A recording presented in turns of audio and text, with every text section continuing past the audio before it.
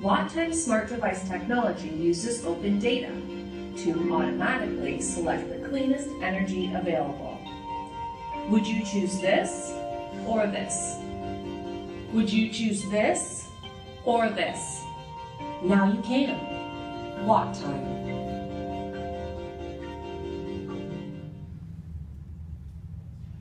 My name is Gavin McCormick, and I spent the last 9 years of my life fighting climate change. It's grim work. Hurricane Katrina, Typhoon Yolanda, desertification in southern Africa. But then, in 2012, something new happened that climate activists like me hadn't really seen before. Hope. We broke through the cost barrier. It is now possible to build a clean energy wind farm for the same price as a coal plant. Suddenly, renewable energy is exploding. For the first time in the history of the climate movement, we are winning. But now, all of this hard-fought success is actually at risk due to a new problem: timing. You can't control the wind and sun. What happens if a gust of wind comes along at a moment when you don't need electricity? It goes to waste. In the middle of a climate crisis, we are throwing away valuable wind energy.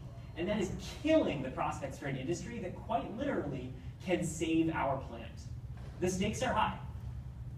So you can imagine how I felt when 2 years ago, as a PhD student at UC Berkeley, I developed an algorithm that seems to have the potential to do something about this.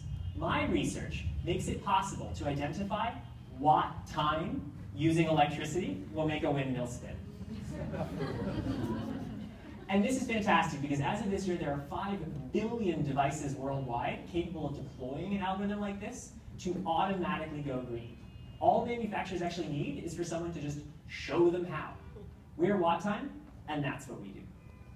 Now, all of this is only even possible because something about this idea has captured the attention of some of the smartest people I have ever met. Spearheaded by my co-founder and chief technical officer, Dr. Anna Schneider, our team blows me away every single day with what they can do.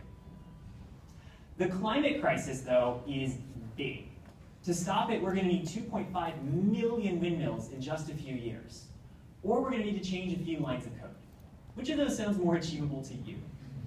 If you ask our users, the answer is pretty clear. From corporations to families to fraternities, people are signing up to use WattTime-enabled equipment. Because of this, we actually get a cut from some manufacturers of that equipment, which makes our path to financial sustainability surprisingly clear. In fact, if we can raise $200,000 this month, which I believe is about 3 times $70,000, we'll be able to actually cross a threshold where our projects will completely pay for themselves. But the Earth doesn't have much time. Will you help accelerate us? Any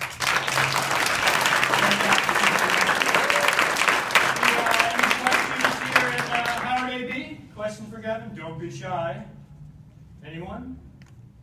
Well then I will, oh, Jack. Wait for the mic. White paper? Alright, yeah, no white papers. Are you offering a service to teach people how to set up a device that, who's the audience? Exactly. So it turns out it's really different for different types of manufacturers. For some smart thermostat companies, for example, we literally just tell them what times are clean, they pull our API, and it's all plug and play with their existing product. With some electric vehicle charging station manufacturers, we've had to teach them sort of how the energy markets work in order for them to roll that out. But increasingly, we're moving to a place where they literally just ping our API, and the rest is all automatic. Great. Any other questions for Gavin? Anyone? I'll ask the question. So Gavin, is this an app that I put on my phone, or who is your end user, your end client? It's a really good question. It's similar to an app, but it's not really for your phone. The reason is phones just don't use much electricity. So we actually haven't even bothered to roll out a phone version. But if you think of a smart thermostat, it's actually capable of running an app. How many people do you know who write apps for smart thermostats? What we often discover is that, besides ourselves, what we often discover is we're the only ones. So companies have gone to enormous trouble to make it possible to write these apps, and we're literally the only one. Great. Any other questions for Gavin? I do want to point out one final thing. It's just good that, so Gavin basically has a linear optimizer that chooses between variable prices and is basically looking to close the margin in a way for good. In a way for bad, we would have Enron all over again. So let's just be happy that Gavin is on the side of good rather than you. Okay, so folks, thank you, Gavin. That closes out our